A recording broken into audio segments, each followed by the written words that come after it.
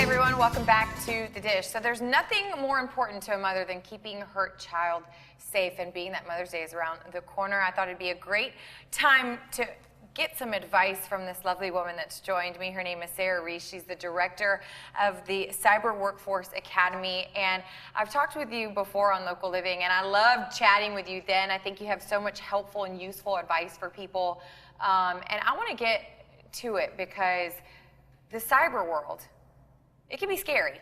I mean, you work with this on a daily basis, right? How do you establish rules for children when it comes to being online? So I think what's important for parents is to kind of treat online the same way you treat the real world, right? You wouldn't just let your kids go down the street and do whatever they wanted. There's rules, right? But just like the real world, rules have to change. They have to be age appropriate. And so sometimes parents get stuck with these hard rules, and their kids go up against them, and so you have to change your rules as kids get older, but you have to find age appropriate guidelines to use. So that, coupled with what your family's personal values are, understanding all of that is important, but communication is really key. And communicating to your kids why you have these rules in place is going to help. Well, and it's scary because as a young child, when you're on these devices, you don't realize the depth to what can happen when you're online. I mean, the information that is collected, predators that are online that are seeking to get a hold and communicate with younger children because of whatever, I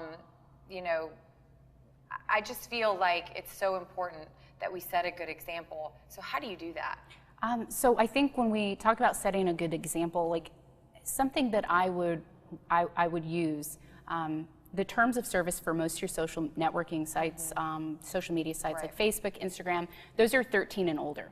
So if a parent is allowing their child on that site and their child is, let's say, 10 years old, there's kids as young as 10 years old using Instagram and things like that. They have to understand that, first off, that's an example they're setting to their child. They're allowing them to do something that's not... Putting a fake birthday, to have access to that. And so we have to think about, as parents, it's not about keeping up with the Joneses. It doesn't matter if their friends have those accounts. This is your child's safety. Is it the right place for a 10-year-old? Because legally 13 and older is what those websites are designed for, and a 10-year-old is going to be exposed to content on those sites that they shouldn't be. But even a 13-year-old, 14, 15. Absolutely. I mean, you are still young and you're still vulnerable, and lots of things happen online. And so what are some ways that we can keep our children safe? So being aware of what your child's using, and I'll use one site or app that I'll use as an example is Kik. It's a messaging app. It's kind of like WhatsApp. Well, a lot of kids use it.